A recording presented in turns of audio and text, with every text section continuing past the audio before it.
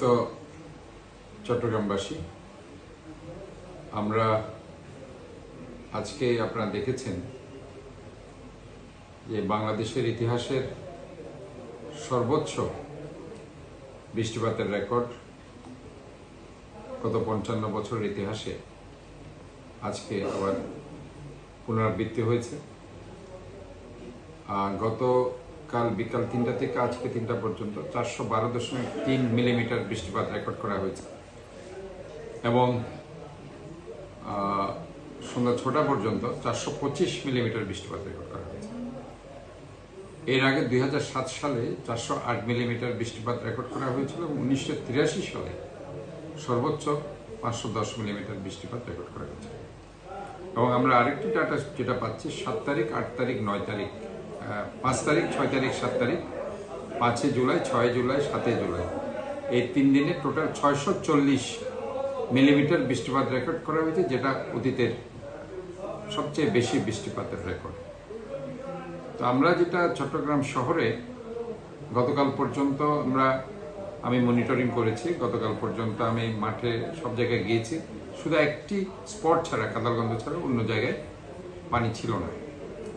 আজকে যেহেতু ভারী বৃষ্টিপাত হয়েছে এবং বাংলাদেশের ইতিহাসের সবচেয়ে বেশি ভারী বর্ষণ হয়েছে এবং ৪১২ মিলিমিটার বৃষ্টিপাত রেকর্ড করা হয়েছে ২৪ ঘন্টায়, গতকাল বিকাল ৩টা থেকে আজকে বিকাল ৩টায়। কাজে আমরা আসলে দেখেছি মানুষ নিচু এলাকায়, যেসব এলাকায় মানুষরা আছে, মানুষ কষ্টে ছিল, তারা জলাবদ্ধতায় নিমগ্ন ছিল, তারা অসম্ভব কষ্ট পেয়েছে। তা আমি সেজন্য দুঃখ প্রকাশ করছি এবং আমি মনে করছি যে আমরা ইনশাআল্লাহ মহান রব্বুল আলামিনের রহমতে সবাই মিলেই এই দুর্যোগ থেকে আমরা উত্তরণ ঘটাতে পারব। এই প্রাকৃতিক দুর্যোগ আসলে বলে কয়ে আসে না। এখানে আমরা দেখতে পেয়েছি যে বৃষ্টিপাত হতে হতে হতে হতে এমন একটা স্টেজে গেল যে আমরা যেটা বুঝতে পারছি আগামী ৩-৪ দিনও এই বৃষ্টি থাকতে পারে। কাজে আমাদেরকে সর্বোচ্চ সাবধানতা অবলম্বন করতে হবে। আমাদের এই ভারী বর্ষণের যে সমস্যাটা হয় সেটা হচ্ছে যে পাহাড় ধস। আগেও আমরা দেখেছি ২০০৭ সালে পাহাড় ধসে ১২৭ জন মৃত্যুবরণ করেছে এবং এরপরেও আমরা বিভিন্ন সময় পাহাড় ধসে মৃত্যুবরণ করতে দেখেছি। আমরা আজকে রহমাননগরে আমরা ৩২ বছরের একজন যুবককে মৃত্যুবরণ করেছি, ইন্না লিল্লাহি ওয়া ইন্না ইলাইহি রাজিউন।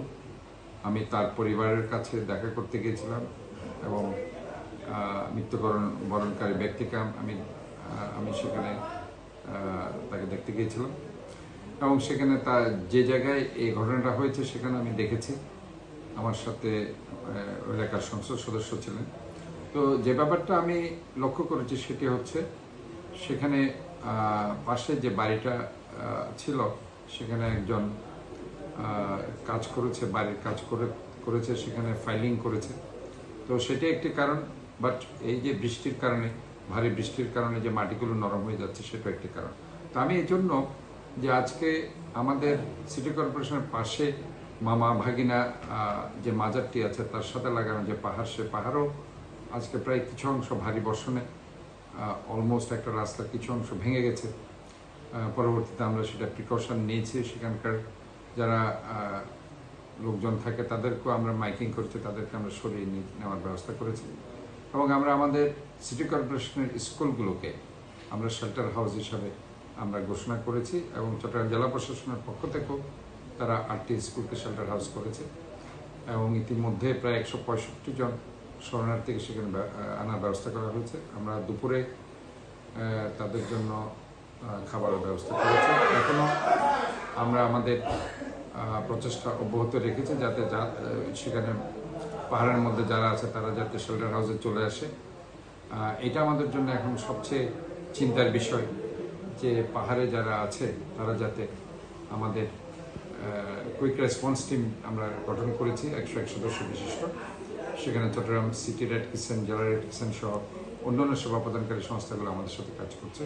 কাজে আমি মনে করি আমাদের সর্বাত্মক যে প্রচেষ্টা, সেটা আমাদের জনগণকে যাতে আমরা এই যে ডিজাস্টার থেকে আমরা যাতে মুক্ত রাখতে পারি মহান রব্বুল আলামিনের রহমতে, এবং আমরা যাতে একটা জলাবদ্ধতা থেকে জনগণকে আমরা মুক্তি দিতে পারি। উল্লেখ্য একটা জিনিস মনে রাখতে হবে, নর্মাল যে বৃষ্টিপাত সেটা এবং এটার সাথে পার্থক্য আছে। এখানে একদিনে অর্থাৎ 24 ঘন্টায় 412 মিলিমিটার বৃষ্টি রেকর্ড করা হয়েছে, যেটা গত 55 বছরের ইতিহাসে সর্বপ্রথম। এর আগে 1983 সালে হয়েছে, এখন আজকে ঘটনা হয়েছে। এবং 2007 সালে যেটা হয়েছে সেটা হচ্ছে 408 মিলিমিটারের বৃষ্টি। কাজে আমরা মনে করি যে আমাদেরকে এই জন্য যে প্রাকৃতিক দুর্যোগ থেকে আজকে উত্তরণের জন্য আমরা সবাই একসাথে ঐক্যবদ্ধভাবে কাজ করব।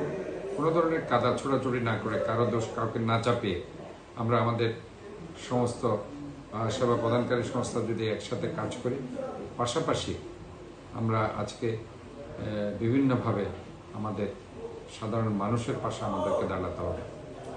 আমরা যেসব এলাকায়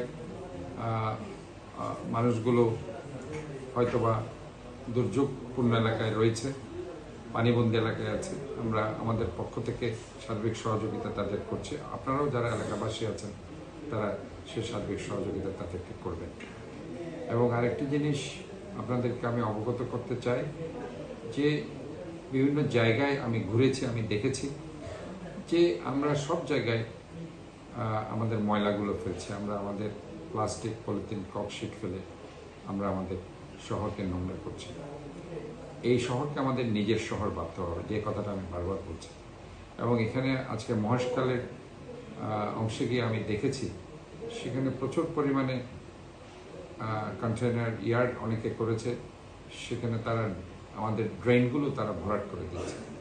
এবং সেই জায়গায় পানি অনেক সময় পানিটা ঠিকমতো যেতে পারছে না, সেগুলো আমরা বিভিন্ন জায়গায় ভেঙে দিয়েছি। এবং আমি চট্টগ্রাম উন্নয়ন কর্তৃপক্ষকেও তাদের প্ল্যান ছাড়া যেসব জায়গায় কাজ করেছে সেখানেও তাদের হস্তক্ষেপ কামনা করার জন্য আমি তাদেরকে বলেছি, এবং তারাও সেখানে গিয়েছে। এবং যেসব জায়গায় পানি উন্নয়ন বোর্ডের ফাংশন আছে, সুইচ গেট হয়তোবা অনেক সময় ঠিক মতো যেভাবে কাজ করার অনেক সময় কাজ করছিল না, সেখানেও তারা সে জায়গায় গিয়েছে। এবং আরবি ইঞ্জিনিয়ারিং কোরের ওনারাও সার্বক্ষণিক ওনারা মাঠে ছিল। কাজে এখানে আমরা মনে করি সবাই কিন্তু কাজ করছে। কাজে এটা যেহেতু একটা প্রাকৃতিক দুর্যোগ, এটাকে আমাদেরকে মনে রাখতে হবে, সবাইকে মিলে কিন্তু এটা মোকাবেলা করতে হবে। এক সময় আপনারা দেখেছেন এই ধরনের একদিনে যদি 400 মিলিমিটার অধিক বৃষ্টিপাত হয়, বন্যা হয়ে যায়। কিন্তু মহান রব্বুল আলামিনের রহমতে এখন চট্টগ্রাম শহরে এখনও আমরা এই বন্যা থেকে এখনও আমরা মোটামুটিভাবে এই বন্যা এখন হয়নি।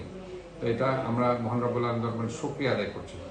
এবং আমরা যদি সবাই মিলে একসাথে কাজ করতে পারি, তাহলে কিন্তু আমরা চট্টগ্রাম শহরকে অবশ্যই এই দুর্যোগ থেকে আমরা মুক্ত করতে পারব। আমরা আবারও যেটা আশাবাদ ব্যক্ত করতে চাই সেটি হচ্ছে আমাদের সবাইকে সাবধানে থাকতে হবে।